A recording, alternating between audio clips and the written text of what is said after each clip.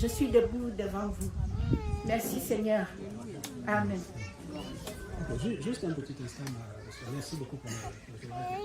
J'aimerais que tu précises, je n'ai pas bien compris, peut-être, certainement que aussi pas bien compris, mais pour que ce soit clair pour tous, que tu précises le point concernant le mariage en fait. Oui.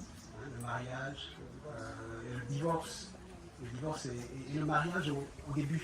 Enfin, est-ce qu'il y avait, je vois que tu précises ce point-là, je n'ai pas très bien compris en fait. Les conditions du mariage initialement, et puis jusqu'au divorce en fait.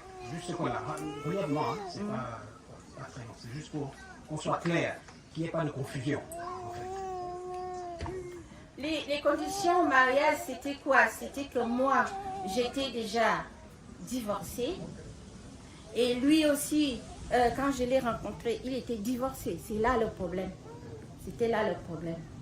Donc du coup, entre mon divorce et le sien, comment voulez-vous que la paix soit entre nous? C'était les bagarres, les tromperies, tout ce que vous voulez. Les mots que je sortais dans la bouche, c'était comme les flèches, jamais d'entente. Donc du coup, c'est là que le divorce je me suis dit plus, je suivais Georges. Tous les dimanches, j'entends la même chose. J'étais mal à l'aise. Je me suis dit non, je ne peux pas continuer à vivre dans cette vie. Malgré que j'ai tout perdu, j'ai tout laissé je lui ai laissé dans la maison et tout ce qui s'y trouvait. J'ai commencé la petite vie ailleurs avec ce que je pouvais faire jusqu'aujourd'hui. C'était ça. Okay. Merci beaucoup pour la précision, sœur. Et ceux qui veulent vivre pieusement seront persécutés. Continue la marche vers le Seigneur. Georges a un point par rapport à ce témoignage. J'ai dit quelque chose.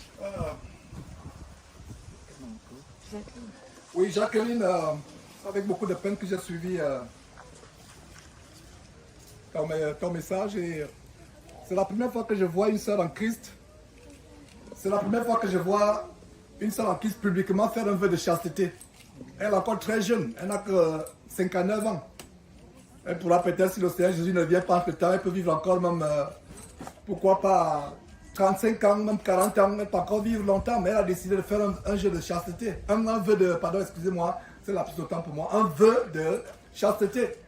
Et sois fortifiée, ma soeur, tu as fait la bonne chose, et si j'ai compris, cet homme sortait avec la voisine ou le voisin. Le voisin. Le voisin. Dieu t'a sorti d'une terrible abomination. D'une terrible abomination. Je ne sais pas si vous pouvez vous représenter ce que ça représente sur le plan spirituel pour une femme qui va avec un homme qui va avec un homme. C'est quelque chose c'est horrible sur le plan spirituel. Mais la consolation que j'ai pour toi, c'est que Dieu t'a affranchi. Dieu t'a affranchi. Que la paix de Dieu soit avec toi. Et sois vraiment persévère dans cette parole. Nous rendons grâce à Dieu. Et ce n'est pas mes enseignements, c'est les enseignements de la parole de Dieu. Je ne suis qu'un instrument. Et continue à persévérer dans cette parole de Dieu, Jacqueline. Et beaucoup de courage. J'aimerais dire quelque chose par rapport au mariage et au remariage. Surtout vous les jeunes gens, je vous en supplie, rendez-vous service. Quand vous pensez que vous voulez vous marier, ne vous mariez pas avec quelqu'un qui est déjà divorcé. Faites des recherches. Engagez même un détective. Parce qu'il y a des bandits là dehors. Moi, j'étais un bandit en chef bandit. Je sais comment l'homme avec la langue mielleuse sait embobiner une femme. Je faisais partie. J'avais une langue exercée pour séduire. Et j'ai entraîné beaucoup de femmes en enfer. Et je le dis aujourd'hui avec larmes. Mais, jeunes gens, jeunes filles, le témoin de la sœur fait mal. La Bible dit, tel autre péché hors du corps, mais celui qui commet l'impudicité pêche contre son propre corps. Il y a des erreurs que j'ai commises, que certains parmi nous ont commises, qui nous poursuivront jusqu'à la fin des jours. Est-ce que vous comprenez ce qu'elle dit? Par exemple, une femme un enfant qui s'est entêté, on donne des conseils, elle va attraper une grossesse, on ne sait pas qui est le père, elle devient chrétienne. Est-ce que Dieu lui a pardonné? Je ne sais pas si on dit lui a pardonné, je pense qu'on pardonne à quelqu'un, c'est ça. Voilà. Dieu lui a pardonné. Est-ce que Dieu lui a pardonné? Oui, Dieu lui a pardonné. Mais elle portera les conséquences du fait qu'il y a cet enfant elle a perdu sa virginité. Jeunes gens, vous qui n'êtes pas encore mariés, je vous en supplie, n'oubliez pas ces paroles. Ne vous mariez pas par précipitation. Il y a des gens qui sont mariés, qui travaillent même avec nous, etc. Aujourd'hui, certains sont presque au divorce. Et d'autres sont entêtés. J'ai donné des conseils à des jeunes gens. Ils sont entêtés. Aujourd'hui, ils vivent le calvaire. Et surtout, avant de se marier, je vous assure, priez Dieu. Quand je dis prenez un détective, je ne conseille même pas un détective. Dieu nous révèle des choses. Priez. Mais si vous n'avez pas la foi pour prier, prenez un détective. Vraiment, cherchez, parce qu'un homme va vous dire qu'il n'a jamais été marié. Parce que quand vous mariez, c'est fini. Et si quelqu'un parmi nous est marié et divorcé, vous vivez dans l'adultère. C'est la parole de Dieu. Vous vivez dans l'adultère si quelqu'un parmi nous est marié et divorcé. On se marie une fois. Se marier et se remarier à quelqu'un, c'est l'adultère. Et aujourd'hui, les faux pasteurs et de noces encouragent le mariage et le remariage. Le seul mari que vous devez avoir, vos femmes, c'est le premier. Et tant qu'il vit, même si vous divorcez, vous serez toujours mariés aux yeux de Dieu. Tant qu'il vit, la seule chose qui met fin à un mariage, c'est quoi? Merci, amen. La mort. Vous voyez, c'est pas moi qui ai répondu. Les frères ont répondu. Parce qu'ils ont la connaissance de la parole de Dieu. La seule chose qui met fin à un mariage, c'est la mort. Donc, toi qui es marié, si ton mari vit, et tu l'as connu, il était déjà marié, ou quand tu étais marié, comme le cas de Jacqueline, elle a fait la meilleure chose. Elle a fait avec foi. On ne force personne. Vous avez le libre arbitre. Choisissez si vous voulez plaire à Dieu ou si vous voulez plaire au monde. On n'a pas prévu un enseignement sur le mariage, mais ce témoignage ouvre la porte à une exhortation. Dieu voulait que nous soyons purs. Je disais à la sœur Maximine, il s'est parlé quelque part. Elle a le même problème. Cette sœur a pleuré hier soir. Vous avez tout le monde qui était parti. Nous sommes restés seuls autour de la table. Malgré le fait qu'elle ne réside pas ici. Elle est restée, elle pleurait, ça me faisait mal. J'ai retenu mes larmes en voyant comment Maximine pleurait. Elle a fait une erreur grave. Et sa vie est tellement confuse. Vous voyez comment le diable, c'est le Dieu de la confusion. Dieu avec petit d, le faux Dieu. Il apporte la confusion. Et votre vie, vous n'avez plus la conscience tranquille. Je vous assure, je lui disais hier, mieux vaut être célibataire, je vous assure, que de se marier et aller à l'enfer. Le bonheur sur cette terre, sur pour un temps. Regardez, nous sommes aujourd'hui en France, ce beau pays, la France, que j'ai appris à découvrir depuis une semaine. Il y a des gens dans ces villages qui sont morts. Qu'en est-il à Paris? Il y a des gens qui sont dans les morts, qui sont morts. Vous pensez que nous sommes ici présents parce que nous sommes meilleurs? Ne pensez pas que nous sommes éternels. Notre vie sur terre. Fermez tout simplement la porte et si quelqu'un peut, peut-être, je pense qu'on est en train de prier pour un enfant, je crois. Ok, voilà. Donc, je vous assure, l'éternité est tout ce qui est meilleur.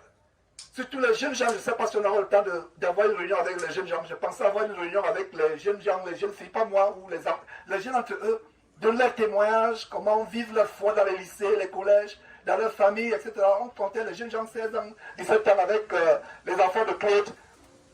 Claude a fait un très bon travail d'élever ses enfants dans la sanctification. J'ai passé 2 nuits chez Claude. J'étais émerveillé. J'ai vu ses enfants tout petits en 2016 à Houston, 2016 je crois. Ces filles priaient les Odélia. Je les ai vus en 2016, c'était des enfants. Aujourd'hui, je vois, elles sont grandes, elles sont même en train de poursuivre leur mère en taille. Aujourd'hui, j'ai fait 2 nuits. J'ai vu un modèle d'intégrité de filles qui sont engagées à se dépouiller. Et elles ont pris la décision, tant qu'elles ne sont pas mariées, elles ne partiront pas du domicile de leurs parents. Elles resteront, la préoccupation n'est pas de se marier. La préoccupation est, si Dieu veut que je me marie, je vais me marier. Et pour les gens qui disent que, mais comment faire pour trouver un mari, pour trouver une femme? Si Dieu a décidé un mari pour vous, même si vous vivez 2000 mètres sous la terre, Dieu enverra un mari vous trouver la sœur. Ce n'est pas nous le chercher. Pire encore, des salles en Christ qui vont sur le site de rencontre. Il y a le site de rencontre de Top Chrétien, pour ne pas dire Top Chrétien. du solomite, comment il s'appelle, Éric Sévérier, le français, qui a un peuple chrétien. Vous n'allez pas dans le site de rencontre pour rencontrer les femmes, pour rencontrer les hommes. On dit soi-disant site de rencontre chrétien. Quelle abomination! Attendez votre mari, attendez votre femme. Est-ce que Ève a demandé, est-ce que Adam a demandé un mari à, je vais dire, excusez-moi, est-ce que Adam, excusez-moi, a demandé une femme à Dieu? Non! Dieu lui a vu qu'il n'est pas bon pour Adam d'être comment? D'être seul. Et je reviens donc sur le sujet du mariage, je vous assure, nous venons ici pour être délivrés du péché. Avant de vous marier, jeunes gens, et vous qui êtes célibataires sœurs, vous qui êtes célibataires frères, avant de vous marier, assurez-vous que la femme que vous épousez n'a jamais été mariée. Sinon, vous allez épouser la femme qui appartient à quelqu'un. Assurez-vous, vous, jeunes femmes, ou femmes tout court qui désirez vous marier, désirer se marier, ce n'est pas un péché. Bien qu'on aura les tribulations dans la chair. Je vous assure, si vous vous mariez sans la volonté de Dieu, vous allez vous marier avec la crise cardiaque. Si vous mariez sans la volonté de Dieu, vous allez vous marier avec les AVC. La crise cardiaque, tension tous les jours. Il y a des femmes qui sont mortes à 35 ans, 40 ans parce qu'elles sont mariées à un voyou qui lui casse la tête tous les jours. Il y a des jeunes gens qui sont mariés, qui sont morts à 35 ans, 30 ans, j'en connais. Parce que la femme était la carie dentaire dans la colonne, sur la colonne vertébrale, dans les articulations, tout. La femme était la carie dentaire. C'est l'AVC. Vous vous mariez hors de la volonté de Dieu, vous vous mariez avec la tension, l'AVC. Et voilà, Jacqueline encore, sois encouragée. Ne vous mariez pas avec précipitation. Si vous êtes marié à une femme, vous homme, frère, vous êtes marié à une femme dont le mari vit encore, cette femme n'est pas votre femme. Et c'est le Seigneur Jésus-Christ qui a dit, c'est pas moi, c'est pas ma doctrine. Moi je pensais que divorcer et se marier c'est ok. Il y a mon propre petit frère, même père, même mère, qui se dit chrétien. Et je lui parle plein salut, parce que la Bible dit, si quelqu'un se dit chrétien, n'obéit pas au commandement de Dieu, faites quoi? Lui dire salut? Non! J'ai dit, cher petit frère, tu es chrétien. Il me dit, ah bien sûr, je suis chrétien. Mais ton embarras que tu as prise là, après que ta femme t'ait divorcé, et regardez quoi? Je lui avais dit, cette femme que tu prends n'est pas ta femme. Il a dit, mais comment tu trouves aujourd'hui? Je lui ai dit, est-ce que tu te rappelles que je t'avais dit que ce n'est pas ta femme? Il a dit, je me rappelle. Mais elle a commis l'adultère. Elle a commis l'adultère. Il y a des gens qui disent, si tu commets l'adultère, si la femme commet l'adultère, tu peux divorcer et te remarier. Non. Si tu veux divorcer, parce que la femme a commis l'adultère, c'est parce que tu manques de pardon. Maintenant, si tu divorces, ok, elle a commis l'adultère, tu ne peux plus te remarier. En conclusion, jeunes gens, jeunes femmes, ne vous précipitez pas. Demandez la volonté de Dieu pour vous marier. Et si vous êtes marié à quelqu'un qui est divorcé, mettez ça en règle. Devant Dieu, sur la base de Matthieu, sur la base de Proverbes, c'est ce que Esther, le verset que tu voulais lever, Esther, j'ai quitté hier, Proverbes chapitre 28, verset 13, c'est ce que tu voulais dire. Celui qui cache ses transgressions ne prospère point, dit ce verset, mais celui qui fait quoi? Un, les avoue publiquement, les avouer, et deux, c'est quoi? Les délaisse, obtient comment? Miséricorde. Et délaisser signifie quoi? Abandonner. Il y a des gens qui disent, je me suis remarié à quelqu'un de divorcé, mais Dieu m'a pardonné, je suis là au divorce. Non. Tel autre péché hors du corps, mais celui qui commet l'adultère, l'impudicité, pêche contre son propre corps. La seule chose à faire, c'est de sortir de là. Tant que vous ne sortez pas d'un remariage, vous êtes dans la voie qui mène à l'enfer. Et c'est ce que Jacqueline a connu, a compris, et elle est sortie, ça fait mal. Elle avait eu la peine à joindre les deux bouts. Mais regardez comment Dieu prend soin d'elle. Et même ces avocats que tu as pris, c'est une opinion. C'est pas un commandement, c'est une opinion. À ta place, je me fierai au seul avocat dans cette affaire. Que tout ce qui arrive, arrive. Même s'il ne te paye pas, c'est pas grave, Dieu prendra soin de toi. Donc, jeunes gens, je vous en supplie, ne vous mariez pas avec précipitation.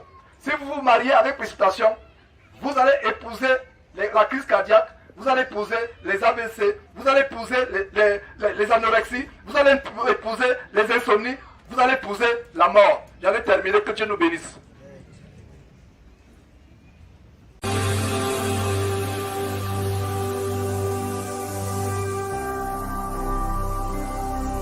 Jésus-Christ TV, vous connaîtrez la vérité et la vérité